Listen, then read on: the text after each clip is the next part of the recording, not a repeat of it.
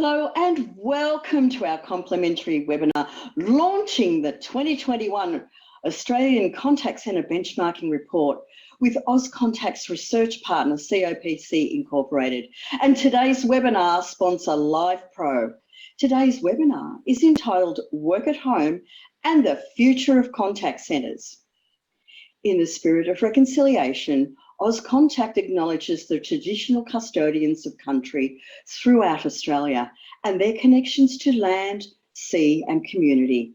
We pay our respects to their elders past and present and emerging and extend that respect to all Aboriginal and Torres Strait Islander peoples today. Today's webinar will run for approximately 60 minutes and during that time, with the help of today's special guest, Alex and Brad, we hope that you're going to ask lots of questions. We're going to spark your interest and get you engaged in the conversation, as well as provide you with some ideas to take back to your respective businesses. To round off the session, we'll be having a Q&A. I'm Fiona Keogh, CEO of Auscontact and your moderator for today. While we're waiting for everyone to join us, let's use the time quickly to run through some housekeeping. Remember to interact with us to maximise the benefit. And as you know, there's no need to take too many notes because we'll be providing you with a recording of the webinar. To interact with us, please use the Q&A button on the control panel. You can ask questions or make comments for Alex, Brad or myself right throughout the webinar.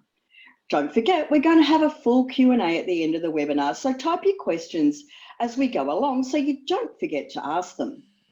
If you're listening through headphones or speakers, and experience any issues with your internet connection, please note that on the control panel, you can click the raise hand button and the Auscontact team will rush to your aid, or you can revert to your registration confirmation email and all the relevant phone numbers and access codes are available there for you. I know that many of you are familiar with asking questions, but we always like to ask a question using the Q&A button on the control panel. And the question for today is not a difficult one, but a bit of a sad one, actually. What seismic event occurred in Victoria yesterday? So some of you will know that it started with an E, that it was either 5.8 or 5.9 on the Richter scale. Okay, so we have some really up-to-date attendees. So Alex and Brad, we've really got to be on our feet. They all knew that it was an earthquake. So well done, guys. It's absolutely super. That's a high bar. I was not in Victoria. Otherwise, I would have been the other seismic event, as we know. So with that, I'm really keen and really pleased to introduce my fellow speakers for today. They are Alex Boland, Director ANZ Operations at COPC Incorporated, and Brad Shaw, CEO at LivePro. And it's over to you first, Brad. Welcome to today. Thanks, Fiona, and thanks for letting us be involved. I mean, LivePro's got so many loyal customers that using our knowledge management system to deliver answers directly to customers, and to get involved in something that enables the industry to see where the emerging trends are and the emerging strategies is something important for us because it's our customers that we're helping out. So I really appreciate you allowing us to be involved in it. Thank you. Thank you. Now, over to Alex. Thank you, Brad, for that, and Fiona for the introduction. For those of you who don't know me, my name is Alex and I'm with COPC. We are consultants focused on the customer experience industry, and a core part of what we do is research. So we have been working in partnership with Fiona and the Auscontact team to create this report. And to give you some kind of foundation for the data you're about to see, let me kind of give you the background. So primarily this report was based on a survey that was sent to contact center leaders across Australia. We had 140, a little bit more, but 140-ish contact centers represented. And that combined is about 23,000 frontline staff. So a really good sample size in regards to that. It was done earlier this year, but it's important to note it was done primarily in May. That's when the data was collected. So some of the points are around work at home. And as you may appreciate, work at home changed when lockdown started. So if anything, those numbers are less than what they are as of today. The findings of the report have been broken into 3 webinars to launch the report. The first one is the one today, so work at home and the future of contact centers. Next month, we'll go through customer experience. So we'll go through the CX Advantage and customer insights. So really on the voice of the customer. And at the end of October, it will be employee experience and well-being. These webinars will be kind of the highlights, or at least some of the highlights of the report, but the report will have more extensive findings as well. So firstly, a little bit of a shout out for the people that participated in the report. This is not an exhaustive list, but it's the people who completed it and were happy to have their logos, or at least some of them who were happy to have their logos listed. The reports are really not possible unless you share data with us. So thank you very much to those brands who invested their time beyond my thanks. Obviously, you'll get a free copy of the report and you'll get all the detailed research. In terms of the organisations that participated, a chunk were government, a little bit less than a third. That was state, federal, and quite a few local councils were involved. Financial services combined accounted for quite a lot as well. So insurance, insurance, banking, and super can see on the top row. But then we also have utility, retail, not-for-profit, and whatnot. In terms of the location, it really is an Australian report. So it's one all across Australia, the only exception being Northern Territory. About half the respondents were in Sydney, Brisbane, or Melbourne. But then we have regional areas covered as well as the capitals like Perth, Adelaide, and Hobart. 81% of the people who provided data have a single contact center location, 11% had 2, and then 8% had 3 or more. So hopefully that gives you a flavour or foundation for the numbers you are about to see. So what we'll cover in the next section is we'll go through some things around channel. So initially around channel growth, are we seeing essentially higher or lower volumes or roughly the same? What are the objectives over the next couple of years for organizations, as well as the challenges? And you'll see that those are very much linked.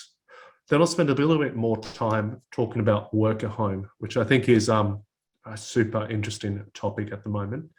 Then we'll go into outsourcing and offshoring and finish off with technology. And I think the data that we will be sharing in the technology piece in particular is completely unique. I haven't seen any reports that provide this type of data, so I'm excited to show you that. So starting off with volume over the last year, we asked for human-assisted channels, so channels where there's a person doing the work, video chat, emails, chat, and calls. Essentially, are you busier or not busier? And what you're seeing there is a percentage of respondents. And the dark green compared to the light green for each of those is bigger, essentially saying that the majority of respondents say that they're busier compared to the ones that say they're not busier. The interesting one on the left here is video chat. Actually, 2/3 of people who do video chat said they're about the same, which somewhat surprised me considering COVID. In terms of the self-service channels, website, SMS, mobile, IVR, and chatbot, it's a similar message. So on the whole, more organizations are saying that they're busier than those saying that their volume has decreased. But if you average, like the average number of organizations that say they're busier, there are more organizations saying they're busier for self-service than there are for human-assisted. So at a kind of a pulse check on the industry, purely based on volume, we are busier now than a year ago, but self-service channels are more busier than the human-assisted channels. In terms of the objectives, so we asked organizations, what are your strategic objectives over the next 24 months? The two at the top, the two largest, are around customer experience and productivity. And you can see self-service and technology number 3 and 4. And then those kind of financial aspects, so cost reduction, revenue generation, being less so than CX and productivity. So keep those objectives in mind as you look at this one. So the next slide talks about the challenges. What are the challenges your organizations are facing? And they're kind of the same, as in what we are hoping to achieve is also what our challenges are. So improving experience and improving efficiency and improving customer experience being the two biggest. But then budgetary, expecting to do more with less, number 3 only slightly behind. Then we start to see some more things like multiple channels, recruiting staff members, staffing accurately and whatnot. So there's very much a link between the challenges and the objectives. And I suspect, and this is the first year we've worked in partnership with Auscontact for this report, and we're going to repeat it for a few years so you'll get some trended data. But I suspect you'll see that these things are constant challenges in our industry. Moving into the work at home. So again, just as a reminder, this data was collected in May. I imagine many of you like me are currently in lockdown, sitting at home as we go through this. This was prior to the lockdowns. So if anything, these numbers will be much higher now. But as of May this year, do you have work at home staff? Well, 80% said yes. 4 out of 5 said yes. Who is able to work at home is those circles below. So of the 80% who have staff members at home, every single person said it's frontline staff. 95% said it's frontline management, 93 reporting, quality 84, and WFM 83. So some kind of similar numbers in support. But then there's a fairly large drop, like a 20% drop down to the people-focused roles. So training, staff development, recruiting and hiring, far less of those roles are able to work at home compared to frontline staff and frontline leadership. But as I said, this is just May. This is just a moment in time. So we're interested in seeing how that compares to the pre-COVID levels. So the question here was what proportion worked at home, and this is just frontline staff, what proportion of frontline staff worked at home prior to COVID, and what proportion work at home now? Well, pre-COVID, 42%, the dark blue on the left-hand side, 42% said no frontline staff worked at home prior to COVID, and 43% said it was between 1 and 20. So like maximum of 1 in 5 people. So essentially 85% had very limited work at home prior to COVID. But what proportion work at home currently? Looking at those last 3 buckets, the more aqua color, 61 to 80, 81 to 99, and 100, that's about 48%. So 48% of centres now, or at least as of May, had at least 60% of their people working at home. And if you just look at the 100% bucket, pre-COVID, there was 1 in 100 centres who had everybody working at home, all the frontline staff. Now it's 17%, at least as of May, it was 17%, almost 1 in 5. So there's a tremendous amount of work at home happening in our industry, which kind of leads to the question, is it a moment in time and is it going to reverse, or do we plan on that increasing? So again, from May, so before we knew about the lockdowns, what was your plan in the next 6 months with work at home? Were you going to increase, decrease, or keep it about the same? So roughly half, 49% said keep it the same, 28% said increase, and 23% said decrease. So again, pre-lockdown, more people are planning on increasing work at home than planning to decrease it. So work at home, pre-COVID, very little to none. As of May, quite a lot, with the plan to increase it over the coming 6 months. But work at home is not without its challenges. And we asked people to rank these challenges. So we gave them here 7 challenges and said, put them in order for you.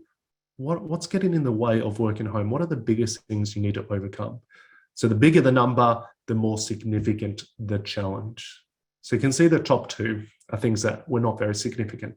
having access to the resources, like, for instance, a product that you need to play with to troubleshoot something, or staff members' willingness to work at home, not challenges, not really challenges. They're ranked the lowest. The single biggest challenge is around technology. So remote access, CRM, internet, those types of things.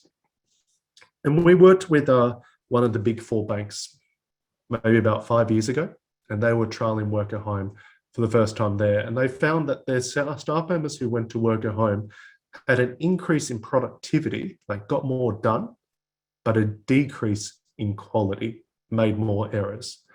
And the working hypothesis at that stage, and I suspect this was true and is true today, is that there was a loss of informal transfer of knowledge, by which I mean they couldn't tap someone on the shoulder and just ask for advice. They couldn't just chat to a colleague. They didn't overhear other people's calls. There was like that informal transfer of knowledge was really limited.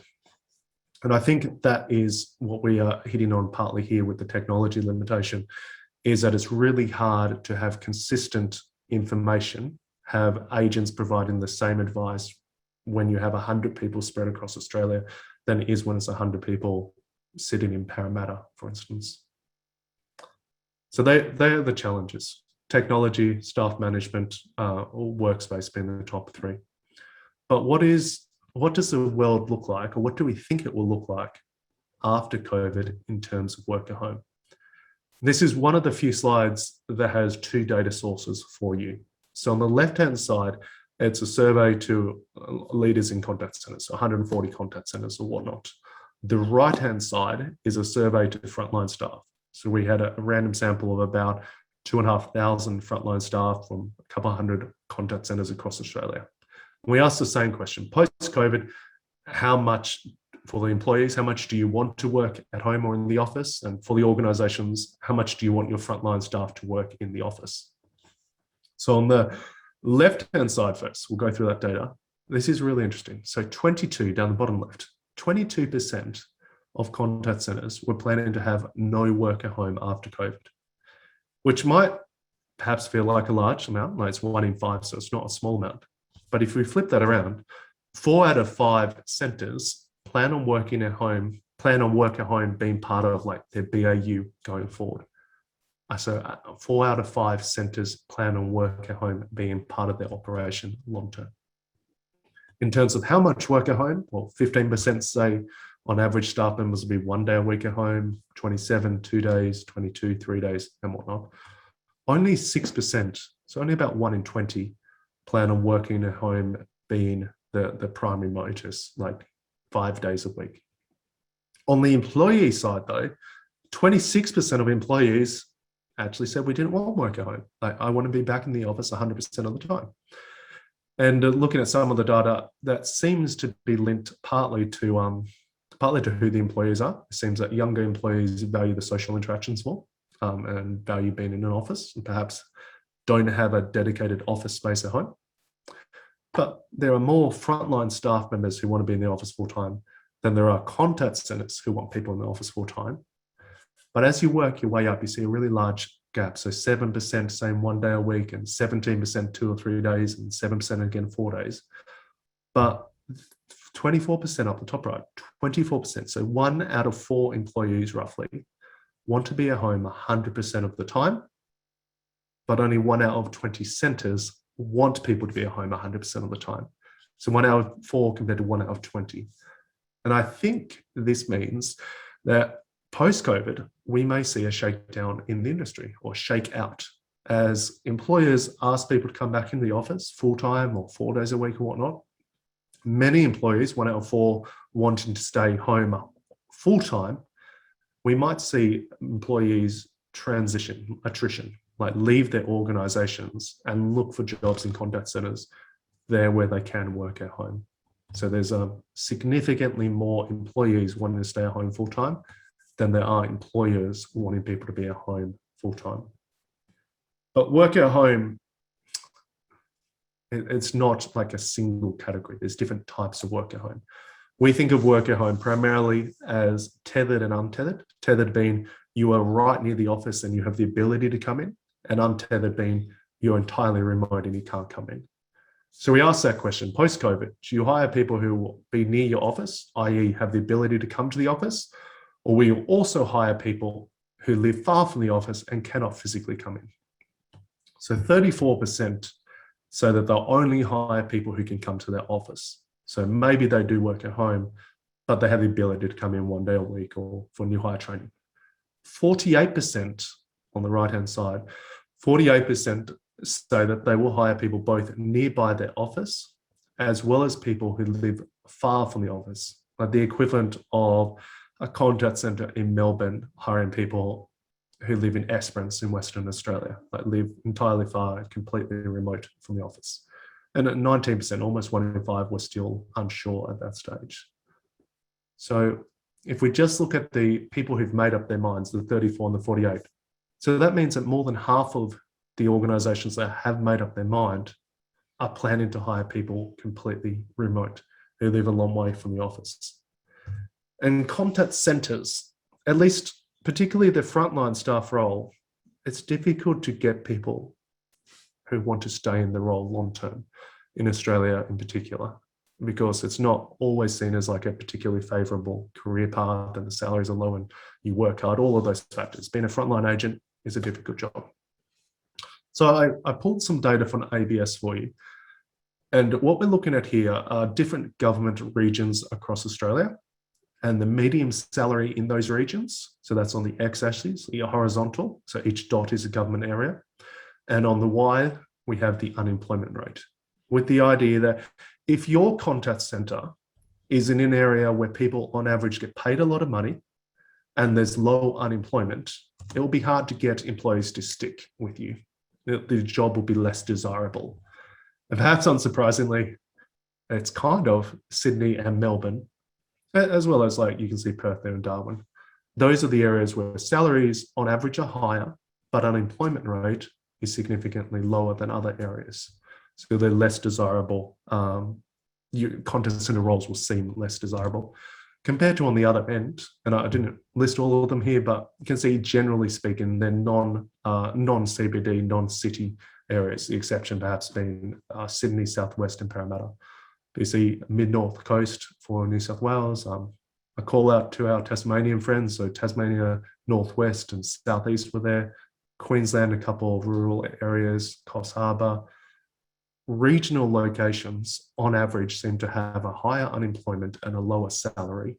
And if we're hiring people who are completely remote, we might find that those areas are more fertile ground for hiring employees who will stick with the job more. So as somebody who essentially has been priced out of the Sydney property market, the idea of organisations embracing more remote workers, and remember this was almost 50% said that they will do this.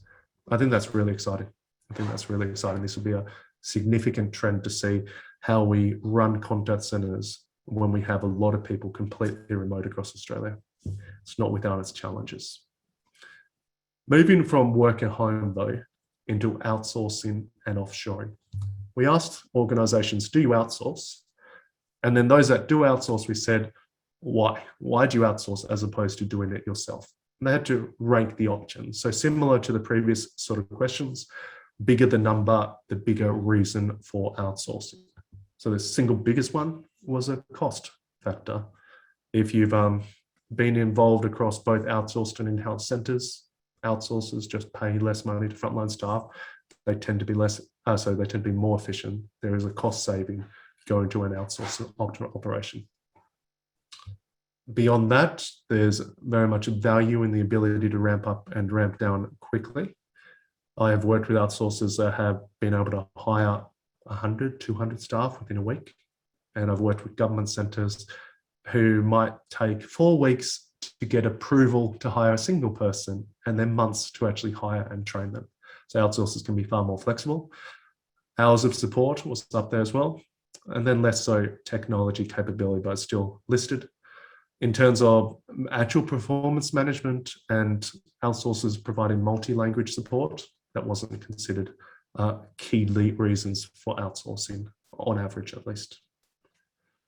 But there's, like, as we continue the outsourcing and offshoring kind of thinking process, there's been a reasonable number of stories in the media around contact centers and offshoring, and is it all coming back? Is the Philippines going to close down, essentially? So we asked, just to the people who have an outsourcer and have offshore operations, what do you plan on happening over the coming years, over the next 24 months? So the 5 options were: we can significantly reduce, or we will significantly reduce, we'll reduce, we won't make changes, we'll increase offshoring, or we'll significantly increase. And that's a breakdown from top to bottom. So 7% plan on significantly reducing offshore, 7% plan on just reducing, half, 53%, don't plan on making a change, but 27% plan on increasing, and 7% plan on significantly increasing. So half, no changes. A third, though, plan on increasing or significantly increasing offshore operations. So at least this data doesn't support the narrative that contact centers overseas are closing down and are coming back onshore. That's absolutely true for some people in some industries or whatnot. It's not true on average, at least based on this data set. In terms of those offshore operations, though, we also asked, where are your contact centers, your offshore contact centers located? And this is a breakdown, and I should clarify, this is a breakdown by contact center, not by seats. And I'll clarify what I mean by that in a moment. But 13% New Zealand, 38% the Philippines, so more than a third centered the Philippines, 13% India, 19% South Africa, and 19 other. So perhaps that's like Fiji and Malaysia, for instance. But when I say centers, this is based on what centers said. Like, I'm the contact center manager and we have something in the Philippines. I suspect if we had gone deeper and said, how many in the Philippines, how many in New Zealand, you would see the Philippines is actually a larger proportion, 38%. There might be 38% of centers using it, but on average, those centers probably have much larger operations than the centers, for instance, in New Zealand or Fiji. We went a little bit deeper as well, and we asked what channels and what transactions are offshored. So 57% said it was inbound calls, 29 emails, 31 back office, 21 outbound. For those of you doing the math at home, it adds up to over 100 because you can offshore more than one channel. But inbound calls was the single largest channel that has been offshored. What transaction types are offshore? Well, accounts inquiries and billings was the single largest, then tech support and sales inquiries. Something like a shipping issue, complaints, and debt recovery, far less. But I suspect you might find that this is purely that those channels are not broad across everybody, as in many organizations don't have a shipping issues team or don't have a debt recovery team. So they might be less, not because they're outsourced as a percentage less, but just that not all contact centers have those types of inquiries. But you can see there's many different types of transactions and channels that are offshored. So just some insights there from the outsourcing and offshoring space. But I want to spend a little bit of time now talking about technology. And I'll give you the background of where this came from, because I mentioned this earlier, but I think the data you're about to see, I don't think you will find it anywhere else. I think it's really interesting what we've been able to get, and well, really what you have shared with us and what we've turned this into. So we asked about 4 different types of technology. We asked about telephony systems, CRMs, knowledge management, and internal communication and collaboration tools. We asked 2 questions for each category. We said, firstly, who do you use? So for telephony, is it Avaya, Cisco, Aspect, Amazon, whatnot? And then we asked, how happy are you with that provider? So we weren't going down to the level of exactly what version of Aspect do you use, but just do you use Aspect and then are you happy with it, essentially. And on the happiness, you could say that you were very dissatisfied, neutral, satisfied or very satisfied. And that's the data you see on the y-axis, a vertical axis there. So that's the percentage of people who were satisfied or very satisfied. And on the horizontal axis, it's the market share, the percentage of respondents. So how many people of the 140 plus were using a particular provider. And then I threw in the box at the top right-hand side to really indicate the brand that seems to be the preferred brand for that choice. Preferred brand is in they have a bigger market share and they have a higher level of satisfaction. I won't label all of the dots, but when it came to telephony, there was a really clear preference. Genesis has a significant amount of the market. Of those 140, over 1 in 3 said that they used a version of Genesis. And the satisfaction with Genesis was really high. It was like 87 or 88%. There were a bunch of other providers mentioned though, Amazon, eBay, Cisco, Aspect, Avaya, so on. Not all of them had enough market share to confidently say the level of satisfaction, but none of them had the same market share or the same satisfaction overall as Genesis. At least the ones that had enough responses to really trust it, had a large enough sample size. So Genesis was had a clear preference, at least for the respondents, was Genesis. The knowledge management space, you see a similar sort of thing as in a single organizations up the top right-hand side with a high amount of market share and a high amount of satisfaction. And based on the 140, that was LivePro, which could have been an awkward conversation if our sponsor of the session wasn't actually so well loved by people in the community. But LivePro, looking at those numbers, 28%, so almost 1 in 3 of those 140 said they use LivePro. And satisfaction, very satisfied or satisfied, 97, 98% of people using it said they were satisfied. So not a single person was unhappy, and 97 or 98 said that they were happy or very happy with it. The other platforms that people said we use this as our knowledge management was Dynamics, Confluence, Zendesk, Cognos. More like some people said they use SharePoint. And I'm not entirely sure SharePoint is a knowledge management solution as opposed to a place where we leave PDF documents, but there's lots of different things mentioned there. In terms of CRM systems, there was less players here, and it's actually a little bit different here. So there's a single provider in that kind of top right-hand quadrant, and perhaps unsurprisingly, that's Salesforce. So Salesforce had a large amount of the market. So almost 1 in 3, about 26, 27% of respondents said they use Salesforce. So over 1 in 4. But satisfaction was actually higher with Dynamics. And they had a reasonably large market share as well, about half of Salesforce, but still more than 1 in 10 said they use Dynamics. So a reasonably large group were using Dynamics. And satisfaction with Microsoft Dynamics was about 20% higher than with Salesforce.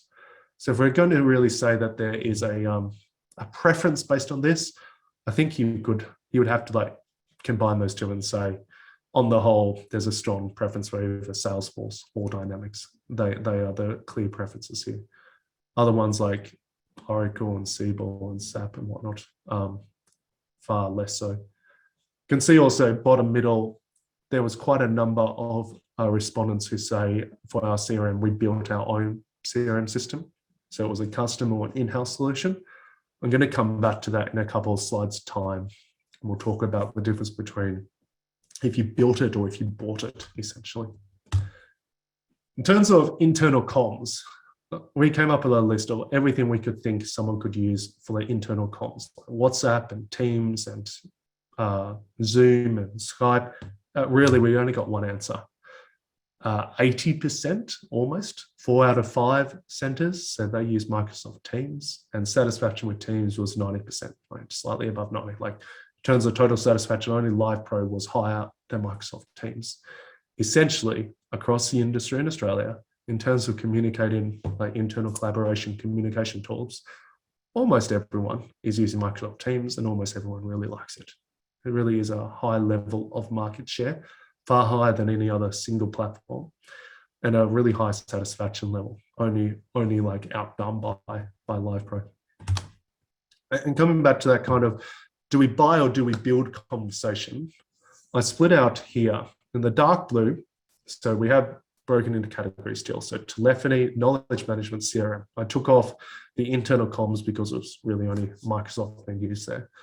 But for the leader, Genesis, LivePro, Dynamics, and then Salesforce, what was their satisfaction in the dark blue? You can see the satisfaction was high.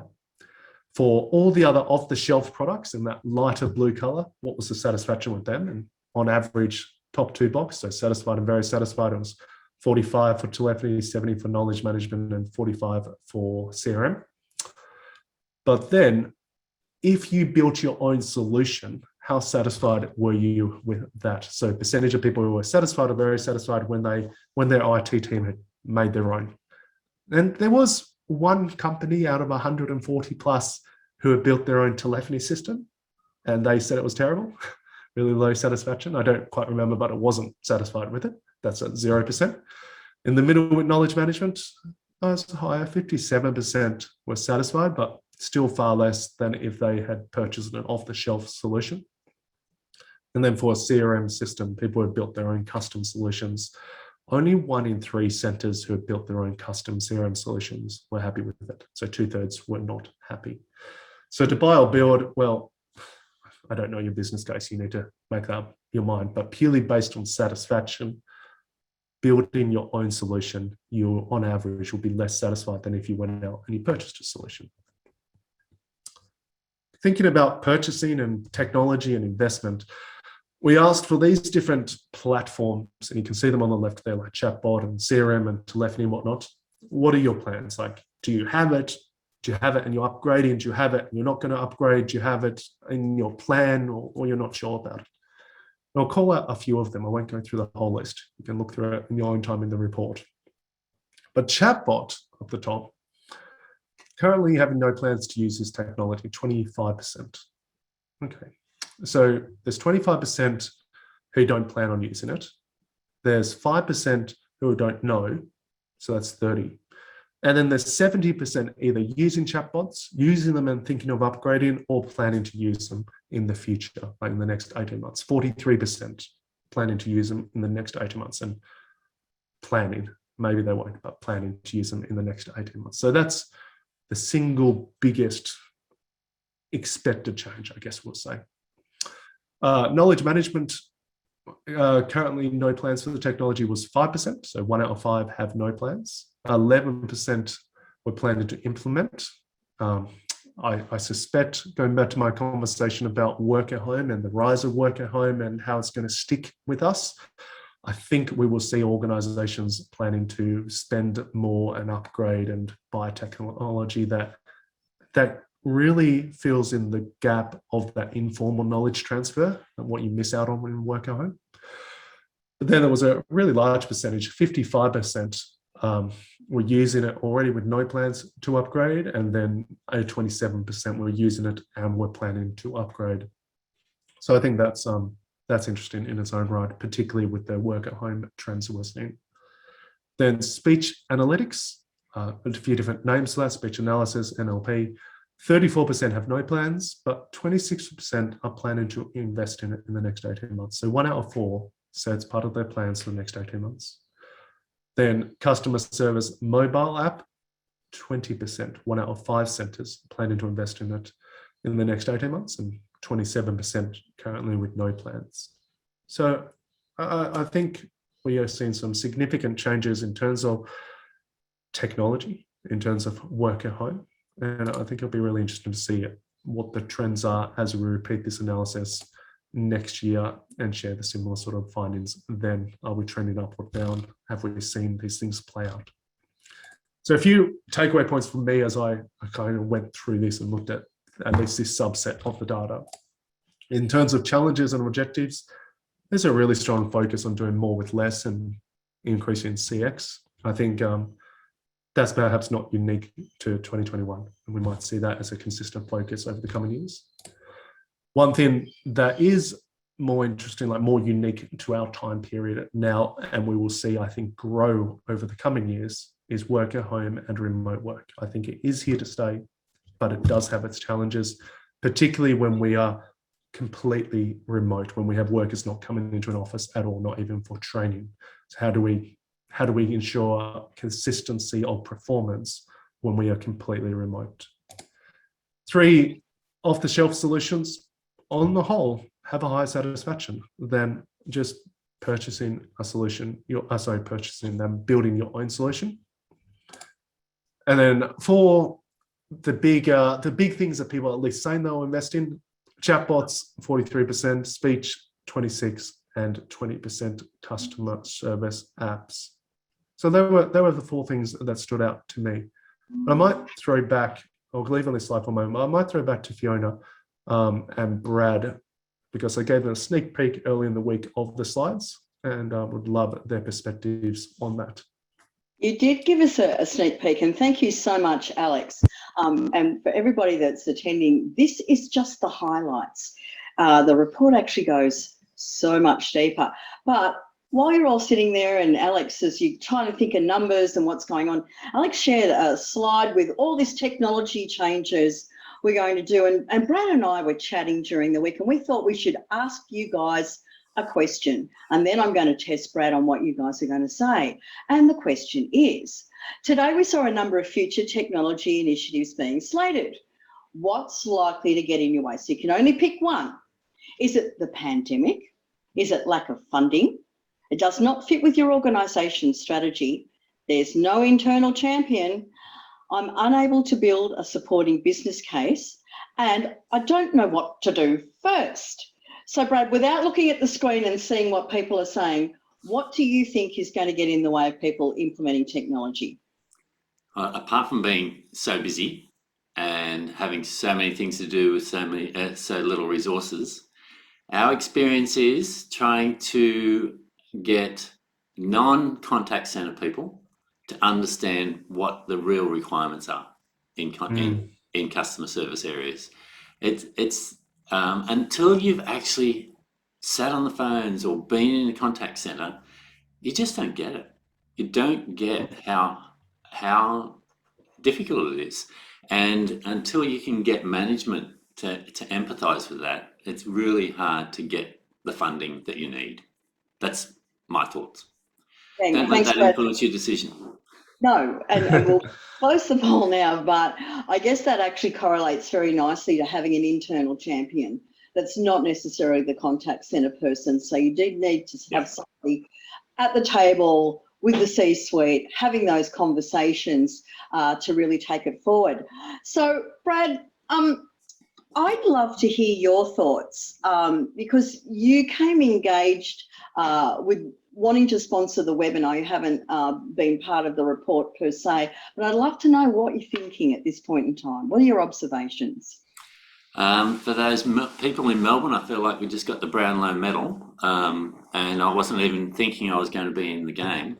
But the whole benchmarking process and the way Alex is actually able to drag all of those numbers out and turn them into meaningful messages and meaningful information that people can take away is really important.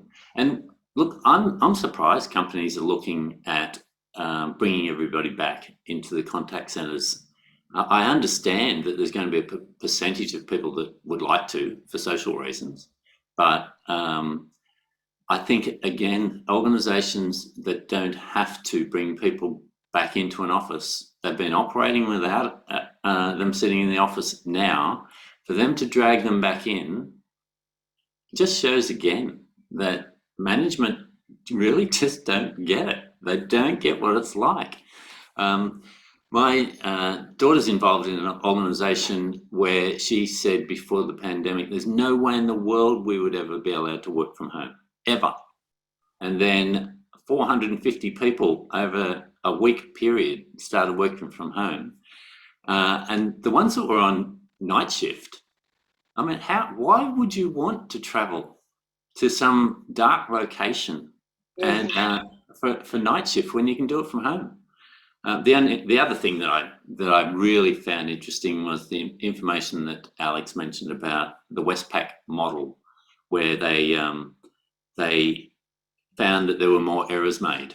It reminded me of we're talking to a UK BPO outsourcer at the moment. When the pandemic hit, they had a client who insisted on their agents having a ring pull binder with their knowledge. But when the pandemic hit and they had to work from home, the client said, oh, no, that information's too confidential. They can't take that with them.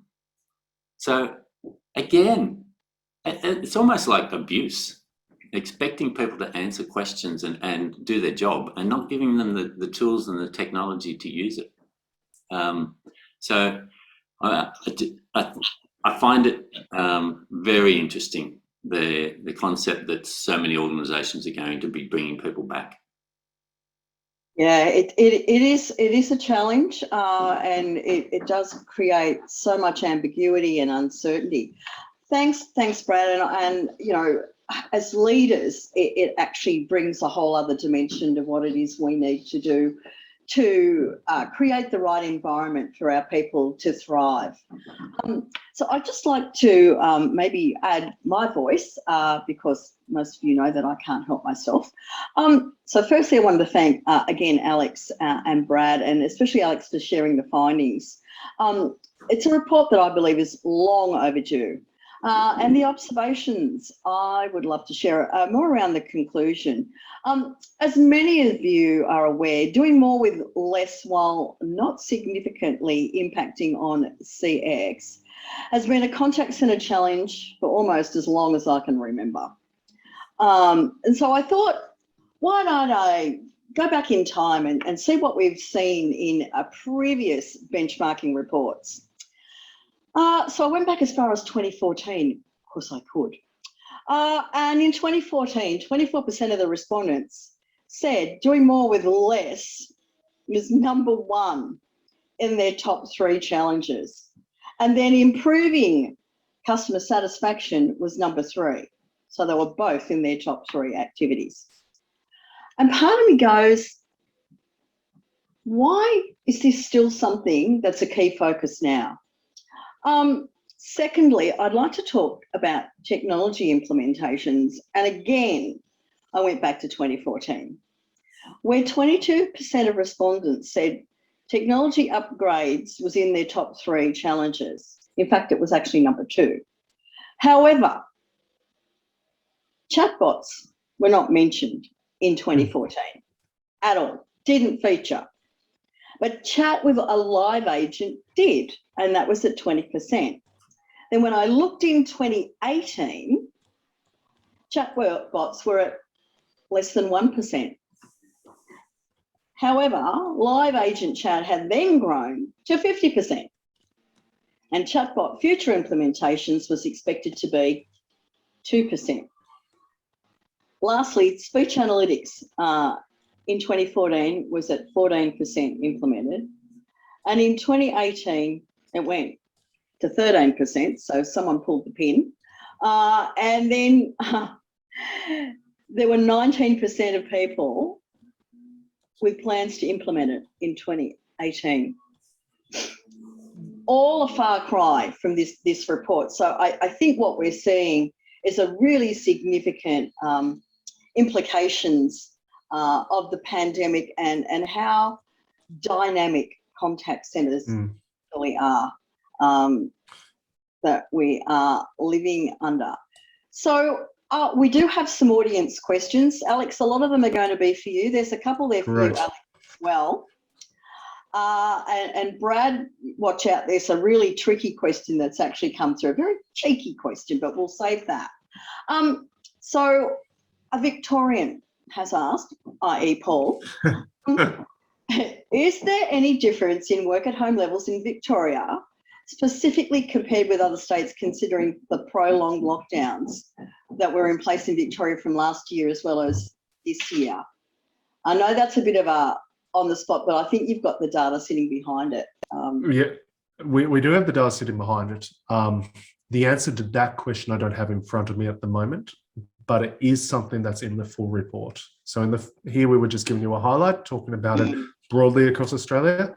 In the full report, we've broken it down where the responses sample size allows it by state, and then also metro versus regional, with the idea that maybe the lockdowns are more metro based and that's driven it. So I don't have the answer for that now. We will have that answer in the full report. Perfect. Thanks, Paul. And work at home seems to be a very popular topic, Alex, and I know the answers to these questions are going to be in the full report, as whether you have any data on attendance and unplanned sick leave for work. Yeah, it comes up in the third webinar, the employee experience and wellbeing. We asked, have you seen like UPL, unplanned leave and attrition, high or low? Have you seen it going up or down over last year? And we were able to split that out by organisations that have a lot of work at home and organisations that have less work at home. And essentially people who have more work at home in their organisations say that it's decreased more, like in decrease being positive. Attrition has dropped and UPL has dropped more for the organisations that have more of their people working at home. But the third webinar and the report kind of explain that more than my 25-second answer. Thanks, Alex. This is a question for Brad. And the question is, and it's from Deepak, do you think terms like CX mean anything to the C-suite? Would it be better to say we need this particular tool to improve customer service, for example, a knowledge management tool, which is why this is your question, Brad? Look, I think saying no is too broad a statement to say that they don't really get it. There's some that do. There's a number of good leaders out there that I talk to, obviously a lot of them use LivePro, that really understand the CX experience. The trouble is that there's many others who are listening to a broad range of people within their organisation, and those people don't understand CX and they're influenced by it. There's people that control the money don't actually understand customer experience, and they'll often say, well, we can get that system for free if we take this one and build our own. Or then you've got the technology people who, they can give a ticket to somebody and say, look, we'll get back to you. They don't really understand the urgency of what real CX is about. And as we move from one channel to another, the C-suite don't actually see that they've got one lot of products and a customer. And so they allow the channels to be broken up into different things as well. And instead of actually seeing that we've only got one product, so we should be delivering the answers on those products to any channel the customer wants to ask the question from the one database. So they don't, and because they're influenced by the different departments. You've got the marketing department that will look after the website. You've got another department that will do the virtual agents, and then you've got the contact center that will look after their knowledge. And so it's not just with knowledge; it's with all of technology. It's the being able to deliver the compelling story to the CX suite in their language, which is the most important thing, and not having the noise of those who really don't have the background and the information to have input. But unfortunately, their position in the organisation gives them the opportunity to do that. Thanks, Brett. That's a very thorough answer. Thank you. Alex, we've got work at home is a hot topic today, obviously. Are you seeing the work at home trend consistent internationally? If we can add another dimension maybe to the conversation? Yeah, a little bit like Brad's point that it kind of depends. Well, he said it depends on the organisation or the person in the C-suite. It depends a lot on their country. I think Australia's internet, or at least I complain about it enough to make people think I think it's terrible. It's not as bad as it is in some countries. So for work at home to be a sustainable trend. So during COVID, when we were in lockdown, like, yes, it happened everywhere. But for it to be a sustainable trend, you need reasonable internet and you need to have a space to do it at home. Like I've spent 5 years living in Indonesia, I've lived in Vietnam before. Many countries around the world, people do not have a dedicated office space and they don't have sufficient internet. So I don't think we will see it as a sustained trend, like broadly speaking, all around the world. In more affluent countries, I think we will see it as more of a sustained trend. Fantastic. One of the vexed issues, which I know we're going to cover on another day, possibly, is for you, Alex. Have we seen any policies around salaries and work at home? Staff get paid more for using their home or less because they save money on the commute, or exactly the same? Yeah, that's really interesting.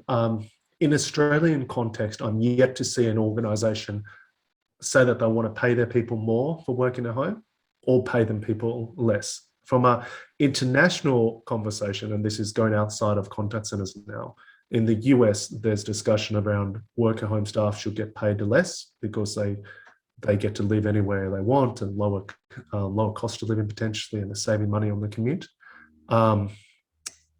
So it's a conversation, it's an open conversation now. And actually, it's a timely question. We are going to do another survey which goes into salaries across the industry and also goes into work at home and the policies that organisations put in place. So we'll ask you for some of that data over the coming months.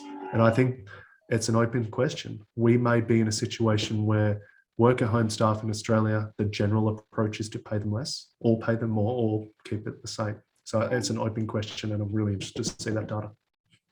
Thank you. Now, I'm going to ask Brad the cheeky question that was asked, which is, why do you think LifePro scored so well in the survey? Yeah, I'm not blushing, it's the colour of my jacket. Look, I hope it's because of the focus of my team. I mean, we've got 3 things that we really work hard on, and that is to have the easiest system to use, the easiest system to manage, but really more importantly, the easiest people to work with. And we spend a lot of time helping our clients optimize the system, because we know that if they're not using LifePro well and really reducing the costs and making customer satisfaction better and improving staff engagement, then the other systems become more attractive. And so we work really hard on helping our clients optimize the system. We've got some forums happening in the coming weeks just based around knowing that what will make LifePro successful is having people who use the system experts at it. And so we run forums to help our clients do that, and we get really good engagement from it. Look, the system is built by contact centers, designed by contact center people for contact center people. And I think, I have a lot of influence on the business, but I don't have anywhere near the influence you would imagine on what the product is. James, who is out there talking to customers all day, every day, is the one that's the product owner, not an IT person who can design it. He's the product owner, and he's the one that says what the customers are going to get because he's out there talking to them every day. And it could have been the exorbitant amount of money that I've sent to all of our customers to make sure that they give us a good rating. I'm sure that's not the case. Thank you, Brad. And I think, somebody that's working in the business actually helping to design makes all the difference, because you're in the shoes of your customer and you're able to better express, and that does make a discernible difference. Well, we're getting close to time. So Brad, I'm going to firstly ask you for closing remarks before saying thank you for the support of LifePro for the webinar today. Final remarks. Thank you to our customers and our future ones. Thanks, Fiona. Thanks, Brad. And to you, Alex, the sage of the webinar. Oh, I'm only able to present interesting information because people participate in it. So just a thank you to everyone who invested the time doing it. If you're interested in the future of what's going to happen with work at home around some of those policies we discussed, there is going to be another survey in the coming months. We'd love you to do it, and you get a copy of this really good data. So come along to the other webinars and get a copy of that report. Indeed. Well said, Alex. So thank you to you both. We had a few people asking, how do I get a copy? I know we conducted a poll, so here's the easy way to get it. If you participated in the survey, and identified that you wanted a copy, you will receive a copy by the end of the month, by 30th of September. If you didn't participate, you can go to the Auscontact website, www.auscontact.com.au, and you will find a tab called Activities that you click on, and then you go down to Reports, and there are the price points. Practitioner members, $99, vendor members, $199, and non-members, $499. You will receive a link so that you are able to complete a form for the report to be downloaded. I'm so excited that we've been able to do this. We haven't, as an industry body, produced an industry benchmarking report since early 2018, and it's such a thrill to be able to be part of this and to have our research partner COPC Incorporated and LifePro as a webinar supporter popping up and understanding the industry body and the importance thereof of the industry. I'm looking a little bit flustered, just so you know why. There is drilling and hammering and abseiling down the building and at my back door at the moment. And it's a little bit freaky when you turn to the left and there's a guy there with all his gear on. But thankfully he has his gear on. Jess will delete all. Thanks, everyone. Please stay safe and let's get out of this lockdown when we plan to get out of lockdown. Yeah, agreed. And I can't wait. I can't wait to see everybody face to face again. Thanks once again for being there. I hope to see you on the 14th of October. And we're going to have CX Insights that day. And then again on the 27th of October when we're going to talk about employee wellbeing. Thanks, everyone. Have a great rest of your day wherever you might be.